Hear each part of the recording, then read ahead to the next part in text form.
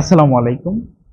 আজ আমি আপনাদের সামনে একটি সাইকোলজিক্যাল প্রবলেম বা সাইকোলজিক্যাল থ্রেট নিয়ে কথা বলতে যাচ্ছি।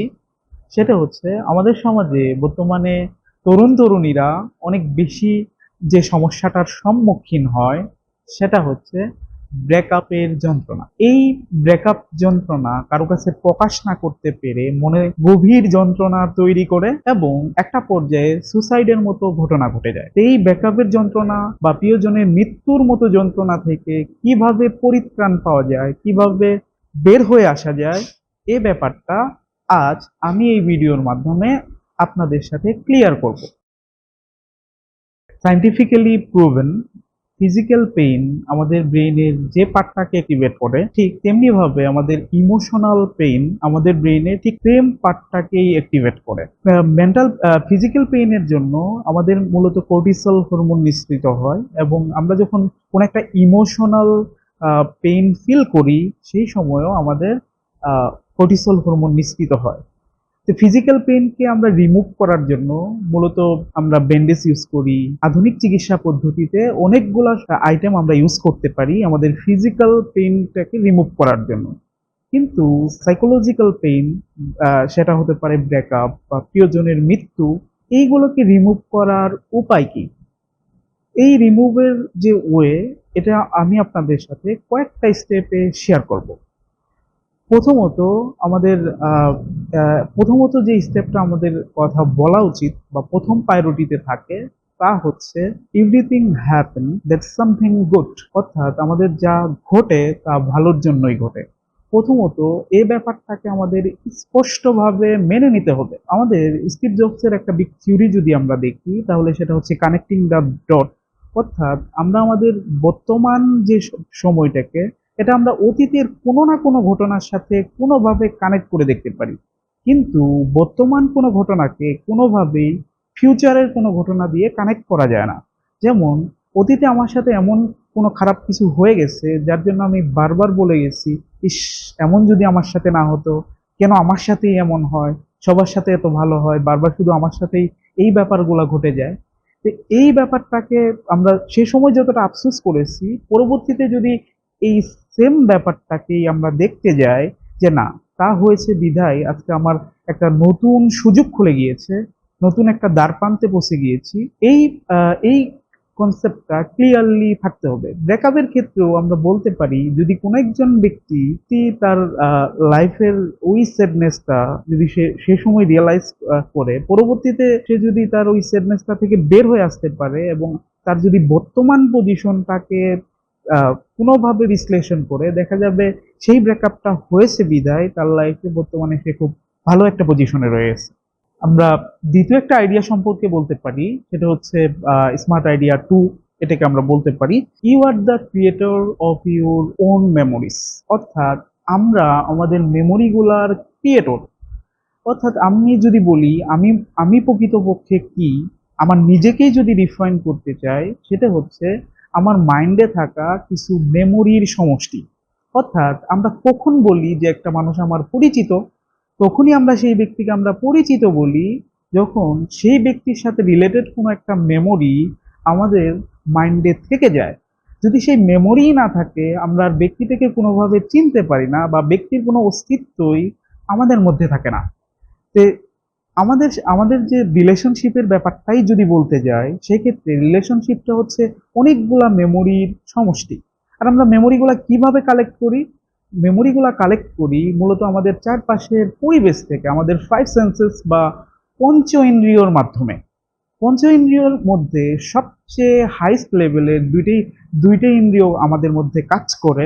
টু সেন্সেস বেশি কাজ করে, বেশি মনে থাকে, তা হচ্ছে দেখা এবং কোনো কিছু স্পর্শ করা। এই দুটো বিষয় আমাদের মাইন্ডে সবচেয়ে বেশি প্রভাব তৈরি করে।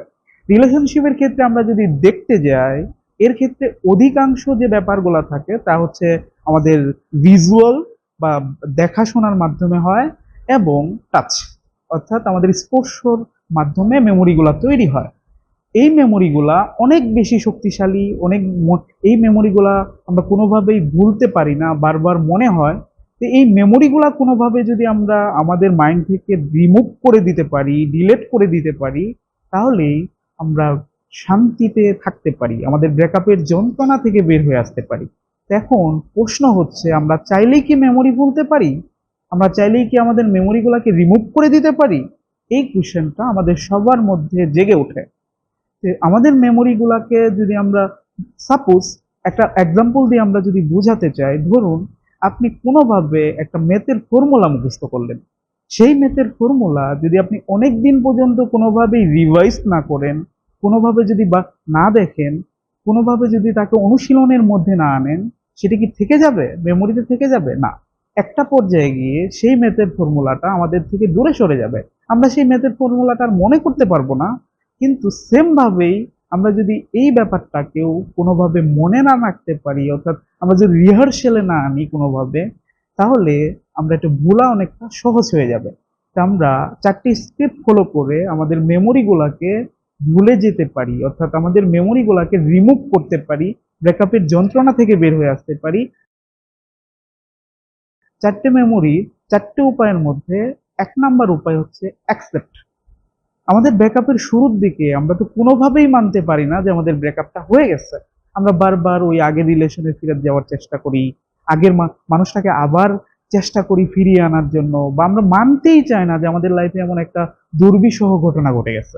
বারবার স্বাভাবিক করার চেষ্টা করি। এটাই হচ্ছে আমাদের সবচেয়ে বড় ভুল।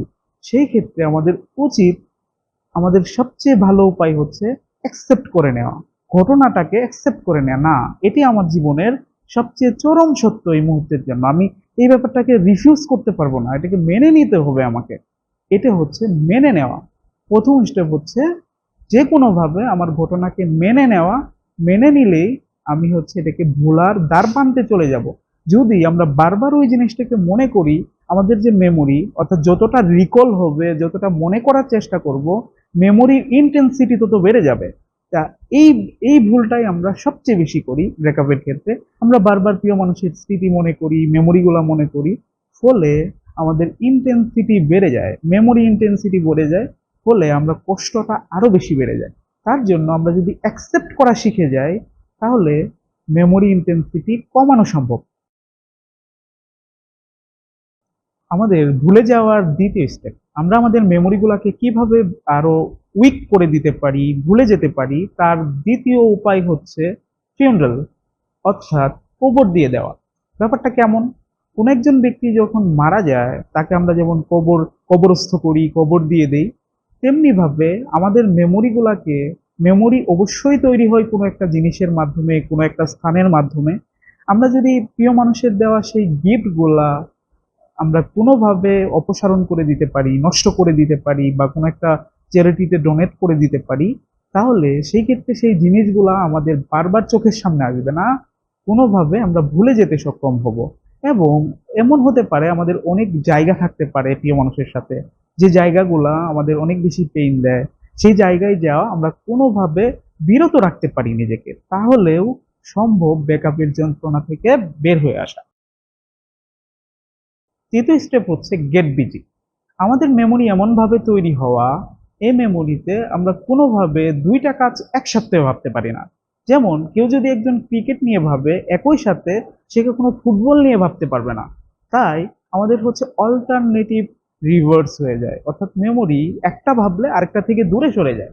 তো রিলেশনশিপের ব্রেকআপের সময় আমরা যে কাজটা করি তা হচ্ছে আমরা সব সময় ওই মানুষকেন্দ্রিক ভাবনাগুলোই রাখি। এর ফলে মেমোরি ইন্টেন্সিটি বেড়ে যায়। সেক্ষেত্রে আমার করণীয় কি? আমাকে বিজি রাখা, গেট বিজি, অর্থাৎ কোনো একটা কাজে আমাকে ইনভলভমেন্ট বাড়ানো। অর্থাৎ আমি কোনোভাবে আমার নিজেকে ইনভলভমেন্টের জায়গায় নিয়ে যাওয়া, অন্য একটা কাজে নিয়ে যাওয়া, কোনোভাবে নিজেকে একটা অন্য সুযোগ তৈরি করা। তাহলে আমরা হচ্ছে বের হয়ে আসতে পারি। আমরা চতুর্থ একটা স্টেপ, ফাইনাল স্টেপ ফলো করে আমরা ব্রেকআপের যে যন্ত্রণা, এটা থেকে খুব আরো বেশি ইজিলি বের হতে পারি। সেটা হচ্ছে, আমাদের একটা বিখ্যাত কথা রয়েছে, where there is a love there is no attachment. অর্থাৎ যেখানে ভালোবাসা থাকবে সেইখানে কোনো অ্যাটাচমেন্ট থাকবে না। অ্যাটাচমেন্ট জিনিসটা কি? সেটা হচ্ছে চাওয়া থাকবে না, পাওয়া থাকবে না, প্রাপ্তি থাকবে না। দেখুন আমরা এই ব্যাপারটাকে আরো আরো একটু ক্লিয়ার করে বলতে পারি। ধরুন আপনি একটা ফোন কিনলেন, যে ফোনটার দাম হচ্ছে 10,000 টাকা। তো ফোনটা দিয়ে আপনি সবকিছু করতে পারেন, ফোন দিয়ে গেম খেলতে পারেন, যাবতীয় সব কাজ করতে পারেন। তো এখন এই ফোনটা একটা সময় পর এই ফোনের অনেকগুলো আপডেট ভার্সন চলে আসলো বাজারে, যে যে ভার্সনের দাম হচ্ছে 50,000 টাকা। তো আপনি আরেকটা 50,000 একটা ফোন কিনে নিলেন নিউ আপডেট ভার্সনের। এখন কথা হচ্ছে যে 10,000 টাকার যে ফোনটা যে সময় ছিল, আপনি প্রতিনিয়তই আপনার বন্ধু বান্ধবদের সামনে বলে যেতেন এই ফোনটাকে আমি প্রচুর ভালোবাসি, এই ফোনটা আমার প্রচুর ভালোবাসার একটা জায়গা। কিন্তু যখন 50,000 টাকা দামের একটা ফোন আপনি অলরেডি কিনে ফেলছেন, সেই সময় ওই 10,000 টাকা দামের ফোনের প্রতি আপনার অবহেলা, অযত্ন, যে ফোনটা আপনি বুকে জড়িয়ে থাকতেন সেই ফোনটা এখন মেঝেতে পড়ে থাকে। তা আপনি 50,000 টাকার ফোন নিয়ে সবসময় গেমিং করতেছেন, খেলাধুলা করতেছেন। তো সেই ক্ষেত্রে আমরা কি বলবো, আসলে কি ফোনের প্রতি আমার ভালোবাসা ছিল? কোনোভাবেই ছিল না। কারণ আমি যদি সত্যিকার অর্থে আমার ফোনটাকে ভালোবাসতাম, তাহলে ওই 50,000 টাকার ফোনটা আসার পর আমি আমার 10,000 টাকার ফোন ছুঁড়ে ফেলে দিতাম না। আমি যেহেতু ছুঁড়ে ফেলে দিচ্ছি, তার মানে এটা ভালোবাসা না। আমি ভালোবাসার নামে একটা মিথ্যা ধারণা তৈরি করে ফেলছিলাম। আর ভালোবাসা কখনো ফেলে যায় না, ছেড়ে যায় না, এই ব্যাপারটা থাকে। আমি যেহেতু ফেলে দিছি ফোনটা, আর আমি ইউজ করতেছি না, নতুন একটা ফোনের প্রতি আমার এডিকশন তৈরি হয়ে গেছে, তার মানে আমি বলতে পারি এটা লাভ না। আমি যেটাকে লাভ নাম দিয়ে দিছিলাম, ফোনের প্রতি আমার ভালোবাসা বলে দিছিলাম, আসলে সেটা ফোনের প্রতি ভালোবাসা না, এটা হচ্ছে অ্যাটাচমেন্ট। অ্যাটাচমেন্টের চাহিদা থাকে, ডিমান্ড থাকে, অর্থাৎ অ্যাটাচমেন্ট আমার ডিমান্ড ফিল আপ করবে, আমার লাভ ফিল আপ করবে না। আপনি যদি এমন ভাবতে থাকেন যে আমার সে মানুষটা তো আমি তো তাকে শিওর অনেক বেশি ভালোবাসতাম, আমার তো পিওর লাভ, আমার তো খাঁটি লাভ, আমি কোনোভাবেই তাকে ভুলতে পারতেছি না, তাহলে মনে রাখেন যে ব্যক্তি আপনার চেয়ে বেটার পেয়ে চলে গেল, সে কোনোভাবেই আপনাকে লাভ ভাবতো না। আপনি তার কাছে অবশ্যই একটা অ্যাটাচমেন্ট। তার জন্য বলি, কারো অ্যাটাচমেন্ট হয়ে থাকার চেয়ে লোনলিনেস অনেক ভালো, একা থাকা অনেক ভালো। তার জন্যই বলি অ্যাটাচমেন্ট আর লাভের মধ্যে কখনো গুলিয়ে ফেলবেন না। অ্যাটাচমেন্ট আলাদা, লাভ আলাদা। তাই বলি নিজেকে সুরক্ষা রাখতে, নিজেকে সবসময় ভালো রাখতে এই 4টি স্টেপে আপনারা নিজেকে ব্রেকআপের যন্ত্রণা থেকে বের করে আনতে পারেন। আমাদের এই ভিডিওটি আপনাদের দৈনন্দিন জীবনের সাথে যদি মিলে যায় বা এরকম কেউ যদি সাফার করে থাকেন, তবে আমাদের এই ভিডিওটা আপনার যদি কোনো একটা উপকারে আসে বা আপনার কোনো সমস্যার সমাধান দিতে পারে, বেশি বেশি আপনার ফ্রেন্ডদের সাথে শেয়ার করুন। এবং তারাও যদি এই ভিডিও থেকে উপকৃত হয় এবং যতগুলা লাইক শেয়ার আসবে এই ভিডিও থেকে, আমি মনে করব আমি ততগুলা মানুষকে এই ভিডিও থেকে সাহায্য করতে পেরেছি। এবং আমি এই ইউটিউব চ্যানেল যেটা মানুষের হচ্ছে সমস্যা নিয়ে কাজ করে, মানুষের লাইফ সলিউশন, লাইফ প্রবলেম গুলা নিয়ে কাজ করে, এখানে আসতে পেরে আমি অনেক আপনাদের সাথে আমার কিছু আইডিয়া শেয়ার করতে পেরে আমি অনেক বেশি আনন্দিত। আপনারাও এই আনন্দের একটা অংশীদার হয়ে যান। এবং বেশি বেশি পরবর্তীতে আপনারা কোন টপিকের উপর ভিডিও চান, সাইকোলজি রিলেটেড কোনো প্রবলেম আপনারা ফেস করতেছেন কিনা তা আমাদের কমেন্ট বক্সে জানান, এবং আমরা ওই টপিকের উপর ভিডিও বানানোর চেষ্টা করব, আপনাদের প্রবলেমগুলোকে সলভ করার চেষ্টা করব। আবার দেখা হবে অন্য কোনো এপিসোডে, অন্য কোনো টপিক নিয়ে। আসসালামু আলাইকুম।